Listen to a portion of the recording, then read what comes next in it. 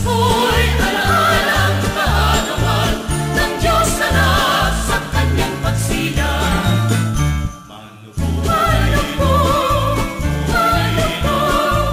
Pasko'y ating ipagdiwang. Sa tuwing Pasko'y alaalang kaagawan ng Diyos anak sa kanyang pagsilang. Ang Pasko